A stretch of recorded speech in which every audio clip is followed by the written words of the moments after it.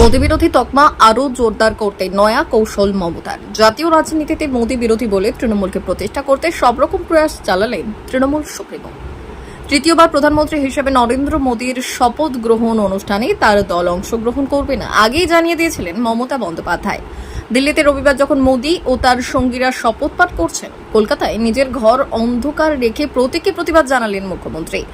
রাষ্ট্রপতি ভবনে এদিন সন্ধ্যায় শপথ গ্রহণ ছিল মোদীর নেতৃত্বে এনডিএ মন্ত্রিসভার। মোদী, অমিত শাহ সহ বিজেপির প্রধান নেতাদের শপথ পাঠের সময় নিষ্প্রতিভ ঘরে নীরবেই প্রতিবাদ পালন করেছেন মমতা। তার মন্তব্য, চিটিংবাজি করে কেন্দ্রে এই সরকার হয়েছে, তার বিরুদ্ধে এটা আমার প্রতীকী প্রতিবাদ। তৃণমূল নেত্রীর মতে নানা রকম কারচুপি করে এবং অন্যায়ের পথে মোদী ফের সরকার করেছেন। বারবার বলা সত্ত্বেও ভোটের সময়ে অন্যায় রুখতে কোনো ব্যবস্থা নেননি নির্বাচন কমিশন। এইসবের পরিপ্রেক্ষিতেই প্রধানমন্ত্রীর শপথ বয়কট করে অন্ধকারে প্রতিবাদের পথ বেছে নিয়েছিলেন মমতা বন্দ্যোপাধ্যায়। রাজনৈতিক মহলের মতে মমতার সব কর্মসূচি এখন হবে 2026কে কেন্দ্র করে। বিজেপি বিরোধী হিসেবে নিজেকে প্রতিষ্ঠা করতে আরও নতুন নতুন কর্মসূচি নিতে পারেন বাংলার মুখ্যমন্ত্রী।